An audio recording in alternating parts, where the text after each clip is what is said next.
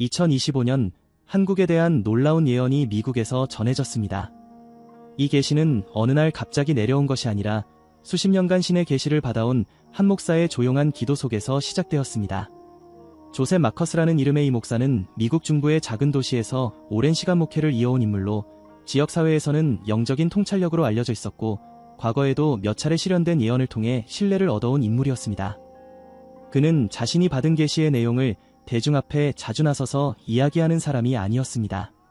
대부분은 조용히 신앙 공동체 안에서만 공유하거나 가까운 이들과 나누는 방식으로 자신의 예언적 경험을 간직해왔습니다. 하지만 이번에는 달랐습니다. 그는 말했습니다. 이번 계시는 나 혼자만 알고 있을 수 없었습니다. 그것은 한 나라의 운명, 더 나아가 세계 흐름에 영향을 줄 수 있는 내용이었기 때문입니다. 조셉 목사가 처음 계시를 받은 것은 지난 겨울이었습니다. 미국 전역이 강풍과 추위로 몸살을 앓던 그 시기, 그는 정기적으로 해오던 금식 기도 중에 한밤중 깨어났고 이전과는 다른 깊은 침묵 속에서 강렬한 영적 체험을 하게 되었습니다. 그는 눈을 감은 채 하늘로부터 들려오는 목소리를 들었고 그 순간부터 눈앞에 펼쳐지는 일련의 영상과 메시지를 통해 그 계시가 단순한 환상이 아니라는 확신을 갖게 되었다고 말했습니다. 조셉 목사는 오랫동안 계시, 예지, 환상의 차이를 구분해오며 살아온 사람입니다. 감정의 기복이나 심리적 착시가 아닌 하늘의 뜻과 연결되는 신의 계시는 늘 일정한 방식으로 찾아온다고 그는 이야기합니다. 그가 받은 한국에 대한 메시지는 단지 어떤 지역의 불안정성에 대한 것이 아니었습니다. 그것은 대한민국이라는 국가의 국운, 나아가 한반도 전체의 운명을 향한 경고이자 예언적 계시였습니다. 나는 한밤중에 깨어났고 그 순간 이상하게도 내 영혼이 땅에서부터 끌어올려지는 듯한 느낌을 받았습니다. 말로 설명하기 어렵지만 아주 또렷한 장면들이 제 앞에 펼쳐졌습니다. 푸른 바다와 회색의 도시가 보였고 곧이어 짙은 어둠이 땅을 덮기 시작했습니다. 한반도 전체가 마치 거대한 그림자 아래 놓이는 듯한 풍경이었고 하늘로부터 울리는 목소리는 분명하게 말했습니다. 지금 이 땅은 시험을 받고 있다. 이 민족은 중요한 결정을 앞두고 있으며 영혼의 혼란이 점점 깊어지고 있다. 그는 이후 며칠간 아무 말도 하지 않았습니다.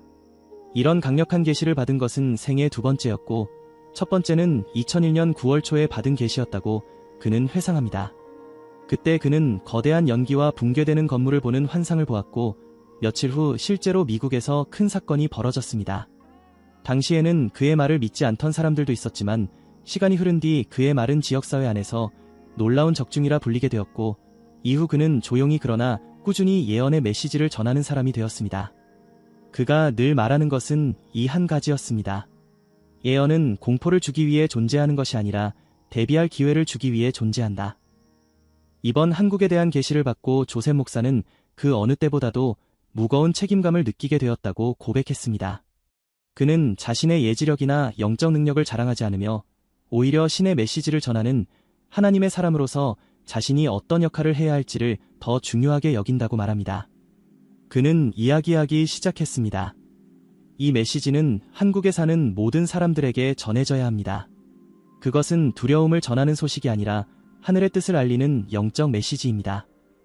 그의 예언적 계시가 처음 공개되었을 때 미국 내 신앙 커뮤니티에서는 놀라움과 동시에 경청의 자세로 받아들였습니다.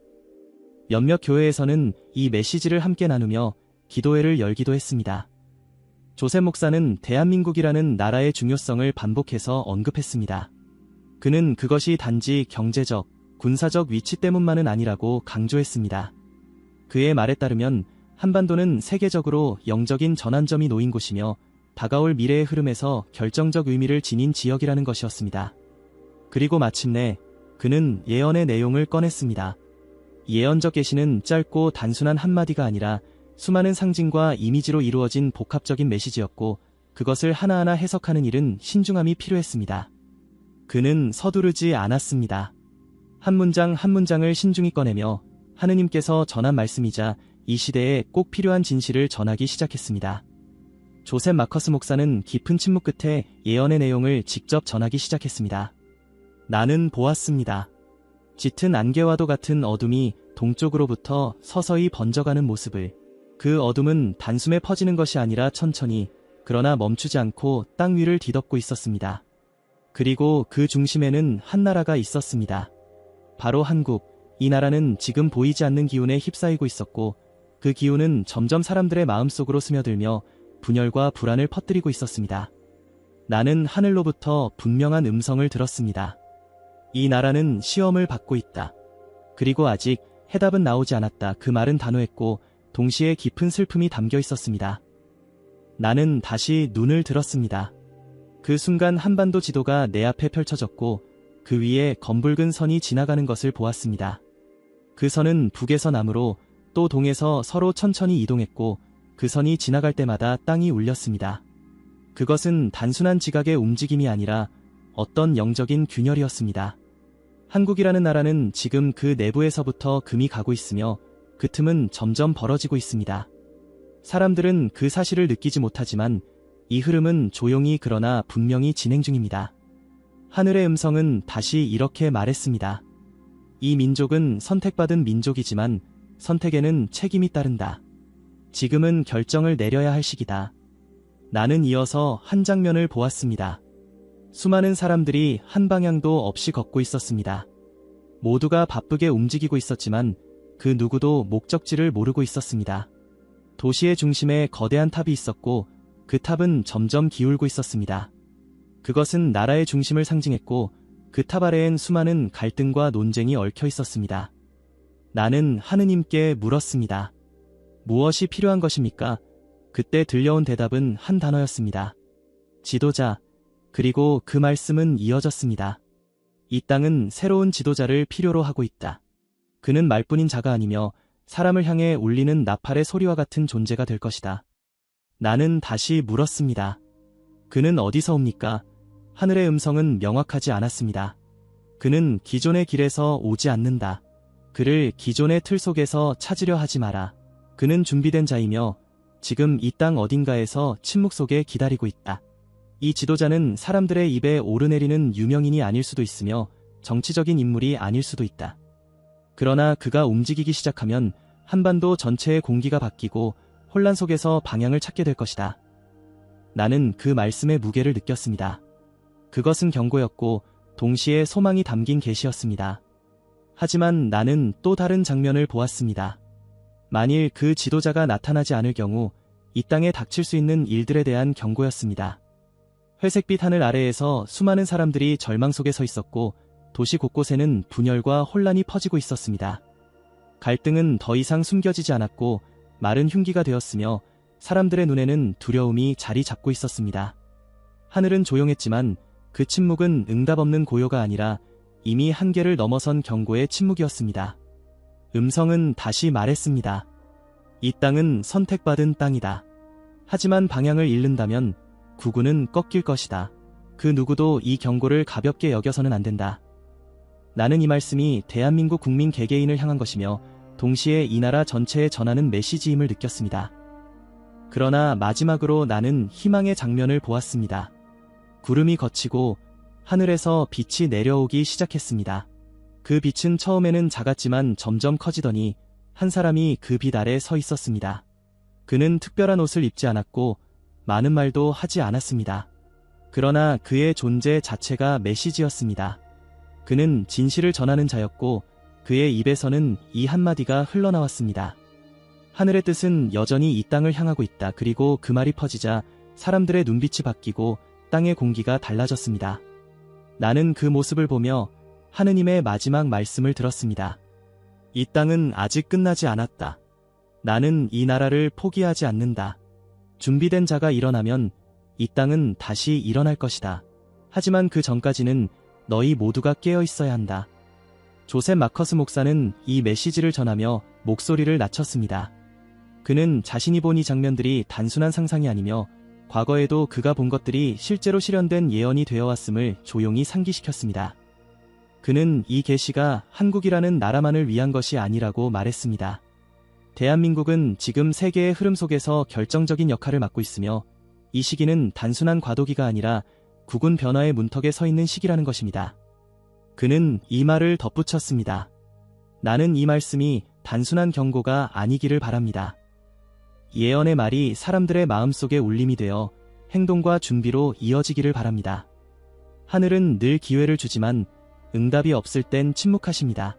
그리고 그 침묵은 때로는 심판이 될 수도 있습니다. 조셉 마커스 목사는 예언을 계속해서 전했습니다. 그의 목소리는 마지막 장면을 묘사하며 점점 더 무겁고 단단해졌습니다. 나는 마지막으로 한 장면을 더 보았습니다. 하늘에서 내려오는 빛 속에 나타난 그 인물은 이름도 직위도 없이 존재했지만 그의 주변으로 사람들이 모이기 시작했습니다. 그를 따르라는 명령이 있었던 것도 아니고 사람들에게 호소하는 장면도 없었습니다. 그런데도 사람들은 그의 주변으로 모였습니다. 누군가는 마음속의 고통을 고백했고 누군가는 분열된 가족을 생각하며 눈물을 흘렸습니다. 그 인물은 아무 말 없이 사람들의 어깨를 가볍게 만졌습니다. 그리고 그 순간 그들의 표정이 달라졌습니다. 나는 하늘의 음성을 또 한 번 들었습니다. 그는 말이 아니라 기운으로 움직이며 빛이 그를 따르리라. 그의 등장은 곧 방향의 회복을 의미한다. 나는 묻고 싶었습니다. 그는 정치인입니까? 아니면 믿음을 이끄는 자입니까? 하지만 대답은 없었습니다. 다만 이런 말이 이어졌습니다. 그를 정치의 눈으로 보려 하지 마라. 그는 나의 손으로 준비된 자이며 시대가 준비될 때 드러나게 될 것이다. 그를 먼저 알아보는 자는 많지 않겠지만 그를 통해 진실을 보게 될 것이다. 그리고 이 말이 그 모든 예언의 마지막이었습니다. 한국의 미래는 아직 정해지지 않았다.